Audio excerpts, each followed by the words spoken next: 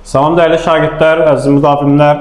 Bugünkü mövzumuz xitab mövzusudur və xitab necə deyirlər, həm testdə düşmə ehtimalı olan, həm də düşmə ehtimalı olmayan bir mövzudur. Amma yenə də bilmək çox vacibdir. Hər an qarşımıza hər formada çıxa bilər və eyni zamanda digər mövzular qarışıq formada verildiyi üçün müəyyən qədər bizim üçün riskli mövzudur. Ona diqqətlə qulaq asmağınızı rica edirəm. Xitab nədir, cümlədə necə işlənir? Gəlin birinci tərəfə fikir verək. Xitab cümlədə müraciət olunan şəxsi bildirir. Yəni kimi çağırıramsa, kimə müraciət edirəmsə, o xitabdır. Özündən sonra vergül qoyulur əksər hallarda. Cümlə üzvü hesab edilmir. Yəni mən xitaba mübtəda deyə bilmərəm. Bunu yadda saxla. Cümlə üzvü götürmürsən. Sözlərlə sintaktik əlaqəyə girmir. Məna əlaqəsinə girə bilər, amma sintaktik əlaqəyə girmir. Yəni məsələn uzlaşma, idarə, yanaşma əlaqəsi xitabla sözlər arasında olmur. Tamammı? Bu məsələlərə fikir vermək lazımdır. Yəni buradan çıxan nəticə nədir? Xitabın şərtlərini sadaladıq biz sizin üçün. Hansı şərtlər çıxdı ortaya? Deməli, birinci şərtimiz nə oldu? Müraciət bildirməlidir. İkinci şərtimiz özündən sonra durğu işarəsi, vergül və yaxud da bəzi hallarda nida qoyulmalıdır. Cümlə üzvü olmamalıdır. Dördüncü şərtimizdə sintaktik əlaqəyə girməməlidir. Uzlaşma, idarə, yanaşma ola bilməz. Gəlin xitablara nümunədə fikir verək. Məsələn, deyir ki, ay dostum, dərslərini oxu. Sən burada kimi çağırırsan, kimə müraciət edirsən? Dosta. Və özündən sonra nə gəlib? Vergül. Deməli, burada ay dostum xitabdır və sən artıq deyə bilməzsən ki, ay dostumla oxu arasında uzlaşma əlaqəsi var. Bu yanlışdır. Çünki xitabla cümlə üzvləri arasında heç bir sintaktik əlaqə olmur. Bu məqamı yadında saxlamalısan. Davam eləyək. Xitablar quruluşca iki yerə bölünür. Ümumiyyətlə bir şey yadda saxlayaq ki, bizim quruluşca üç yerə bölünmə əsas nitq hissələrin sonuna qədərdir. Yəni əsas nitq hissələrindən sonraki mövzularda quruluşca hər şey, məsələn bir quruluşa bölünəcək ki, əksər hallarda iki yerə bölünür. Ya sadə, ya mürəkkəb. Düzəltmə sözü orada yoxdur. Yəni düzəltmə sözü nitq hissələrinə qədərdir. Bitdi söhbətiniz. Yəni ondan sonra belə şeylərdə düzəltmə xitabı axtarmaq olmaz. Sadə xitablarımız var, bir də mürəkkəb xitablarımız var. Yadda saxla, sadə xitab bir sözlə, nitq hissəsi ilə ifadə olunan xitablardır. Məsələn, Akif gəl bura. Akif xitabdır və bir nitq hissəsi isim. Deyəcəksən ki, xitabın ifadə vasitəsi isimdir. Tamammı? Çünki burada söz birləşməsi yoxdur. Amma mürəkkəb xitablar söz birləşməsi ilə ifadə olunan xitablar hesab olunur. Məsələn, mənim canım, əl çək bu işdən. Burada müraciətim hansıdır? Mənim canım. Mənim canım nədir? Söz birləşməsi. Çünki burada iki söz birləşib bir-birinə. Və burada diqqət yetirməlisən ki, bu ismi birləşmədir, yoxsa feili birləşmə. Mənim canımın əsas tərəfi can ismi olduğu üçün, ad olduğu üçün ismi birləşmədir, elə deyilmi? Deməli, burada ismi birləşmə ifadə olunmuş, xitab işlənmişdir. Sonra, başqa bir məqamı sizə izah edin burada. Bəzən olur. Məsələn, deyirəm ki, Akif yerinə deyirəm, ay Akif. Şagird də baxır, görür ki, burada iki söz var. Deyir ki, müəllim, bu mürəkkəb xitabdır. Əziz dostlar, biz mürəkkəb xitab, o xitaba deyəcək ki, o sözlərin hər ikisi leksik mənası olan sözlər olsun. Ay sözünün leksik mənası yoxdur, çünki nidadır. Ona görə xitabda mürəkkəblik əmələ gətirə bilməz. Və belə yadda saxla. Ümumiyyətlə, bir sözün qarşısından ay, ey nidaları varsa, onlar xitabı mürəkkəbləşdirmir. Bu da sadə xitab olacaq. Yəni, mən buna durub mürəkkəb xitab deyə bilmərəm. Və yaxud da ki, bəzən belə cümlələr olur. Məsələn, deyirəm ki, xanımlar və cənablar, xoş gəlmisiniz. Xanımlar və cənablara şagirdlər deyə bilər ki, burada mürəkkəb xitab var, çünki iki sözdür. Xeyr, bu da mürəkkəb xitab deyil, çünki xanımlar və cənablar söz birləşməsi deyil. Xanım ayrı xitabdır, cənab burada ayrı xitabdır. Həmcinslik var aralarında, amma sən ona söz birləşməsi deyə bilmirsən, deyirsən ki, iki dənə sadə xitab işlənmişdir orada. Belə yadda saxlayacaqsınız. Sonra digər məqam nədir? Əgər cümlədə bir söz xitab kimi işlənirsə, normalda sözün vurğusu arxadaydısa, bir heca əvvələ gəlir. Məsələn, cümləmizə fikir verək, Vaqif yaxşı uşaqdır. Burada Vaqifdə xitab yoxdur, çünki çağırmıram. Sözü haqqında məlumat verirəm. Vaqif sözünün vurğusu da idədir, yəni sonuncu saytimizdədir. İndi gəlin Vaqifi çağıraq. Vaqif, buraya gəl. Çağıranda hiss etdiniz ki, mən Vaqif deyəndə aya daha çox vurğu vurdum. Yəni, qayda belədir. Əgər mən bir sözü xitab elədimsə, vurğu qaçır əvvələ. ən azı bir heca əvvələ gəlir. Vaqif, buraya gəl. Burada Azərbaycan sözü istisnadır. Normalda Azərbaycan sözündə sona düşür vurğu. Amma Azərbaycan deyəndə bir neçə heca əvvələ gəlir. Normalda bir heca gəlməli deyildimi? Azərbaycan sözünü bir istisna olaraq yadda saxlayacaqsınız. Sonra xitabda vergül qaydasına diqqət yetirmək lazımdır. Normalda dedik ki, xitab əksər hallarda vergüllə işlənir.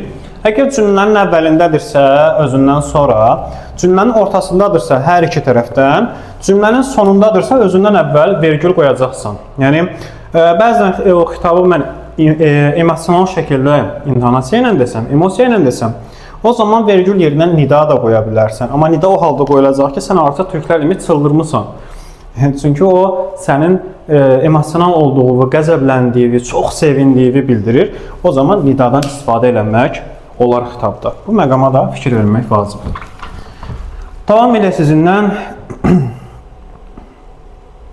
bir şeydə fikir verək. Xitab çağırış nidaları işlənə bilir. Bayaq toxunduq buna. Məsələn, mən insan və yaxud da ki, ey insan deyə bilərəm. Seyyid və yaxud da seyida deyə bilərəm.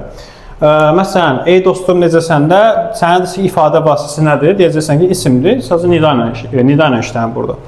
Hə, bu eyin bir xüsusiyyəti də var. Ey müstəqil xitab da ola bilir. Məsələn, əgər eydən sonra mən fasilə versəm, ey çağırdım, sonra dostum necəsən? Belə desəm, yəni ey dostum necəsən? Belə dediyim zaman vergül qoyulur, müstəqil xitab kimi işlənir. Dostum sözü də ondan sonra gəlir, digər xitab kimi işlənmiş olacaq. Amma bir yerdə də işlədə bilərsən. Bir yerdə işlətsən, belə deyəcəksən artıq. Ey dostum, necəsən?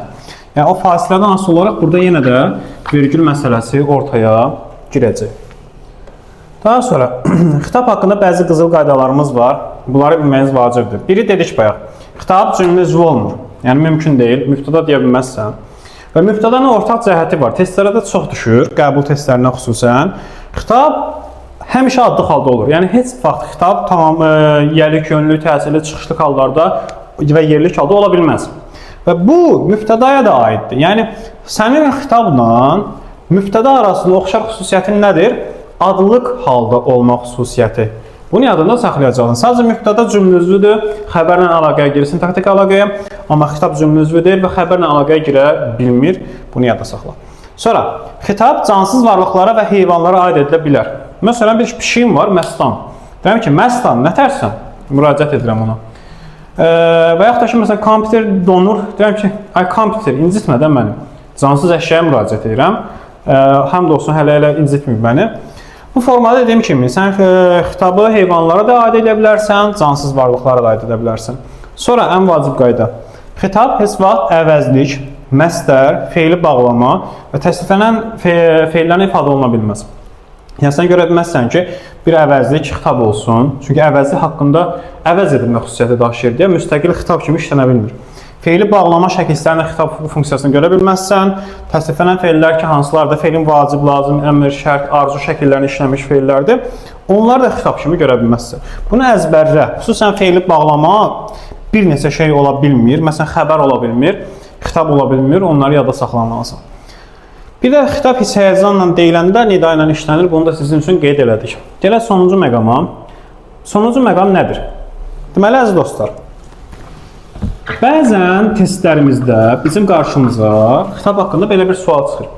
Deyir ki, məsələn, cümlədə hansı söz məsələn, xitab kimi düşünülə bilər, düşünülməyə də bilər. Və yaxud da deyir, hansı söz mütləq xitab kimi düşünülür, yalnız xitab kimi düşünülür.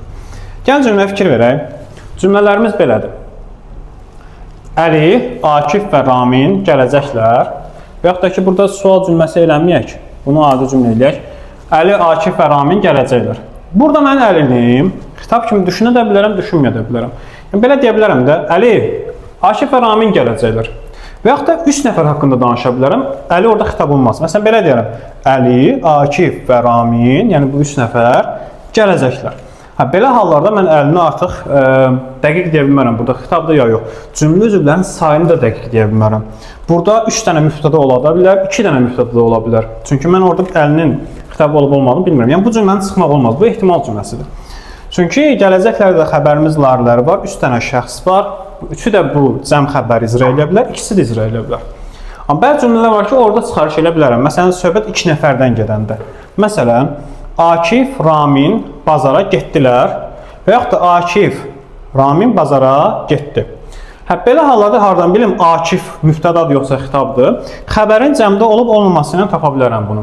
Əgər getdilərdə xəbər cəmdədirsə, deməli 2 nəfər gedibdir. O zaman Akif də gedir, Ramin də gedir. İkisi də getdiyi üçün mən Akifə necə xitab edim? Akif gedib Ramindən, ona görə xitab edə bilmirəm. Amma xəbərim təkdə olanda, deməli bu getdiyini bir nəfər icra edib. Burada 2 dənə söz varsa, deməli Ramin gedib də. O zaman artıq mən Akifə xitab edirəm. Müraciət kimi Akifə deyirəm ki, Akif, Ramin bazara getdi. Bu formada. Yəni, əgər 2 nəfər varsa, sən ona xitab olub olmadığı bilmək istəyirsənsə, xəbərin cəmdə olub təkdə olmasına fikir verəcəksən. Cəmdədirsə ikisi də cümlə üzvüdür, təkdədirsə biri cümlə üzvü, biri xitabdır. Yəni, belə rahat yadında saxlaya bilərsən. Belə əziz dostlar, deməli, sualınız olsa rəyləri yazarsınız, yazı nömrə var, o WhatsApp-ına yazıb soruşa bilərsiniz. Növbəti videolara da baxmağı, dərsləri yaxşı oxumağı unutmayın. Arada bir vaxt edəndə kanala da abunə olun. Növbəti çəkilişlərdə görüşənədək hələlik.